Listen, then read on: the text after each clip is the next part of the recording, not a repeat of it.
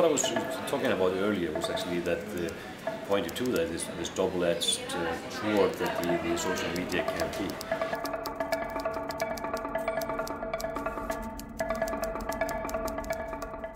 I mean, it can be a spying tool for the government. We know that the governments have been using the social media, networking media, to attack people. We see the even document from Egypt, for example, where the government was infiltrating Skype communications to try to suppress the revolution. So it's a dangerous double-edged sword. But at the same time, it's very exciting to see that these tools on the internet can be used to mobilize support, to mobilize movement. We might probably have new tools of this nature in the future. They can be more varied. There could be more secrecy around it, or security when it comes to communication. And I think it's something that is going to be integral for people in the future in disseminating ideas and information and strengthening democracy. Internet freedom, for example, is nothing that is given. We have seen an attempt to quash that. There is even a bill before the US Senate of a so-called kill switch, basically to turn off the internet if it becomes too hostile to the government. And it's all because people, of course, are seeing the power of information dissemination, how it can mobilize change. And when the people in power see how their position can easily be attacked through information, through this electronic media, of course they will try to suppress it and control it. Despite the fact that we are seeing people, of course, killed in the revolutions and the uprisings, it's a very tragic thing.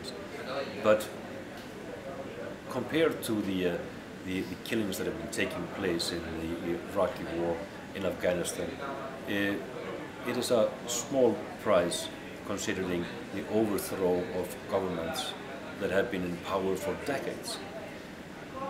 So it should be something that we should consider for our future and the future of the world, that the electronic base combined with information in a few months was more instrumental in making a profound social and political change than the armed intervention that we saw in Iraq and Afghanistan, and with very little bloodshed compared to the profound changes.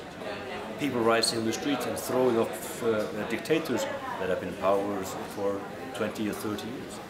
Because in the end, that's what it's all about. It is the essence of democracy to have informed citizens and to have information power in the hands of the citizen, not in the clustered under secrecy of governments or corporate entities. So, luckily it has got out of hand, in the sense that it cannot be controlled. But you see from the frantic response that people are grasping now, people in power, that basically they cannot have a full control of it. That ridiculous proposal to introduce a kill switch in the United States, where you can basically turn off the internet, is something that, of course, will never become a reality.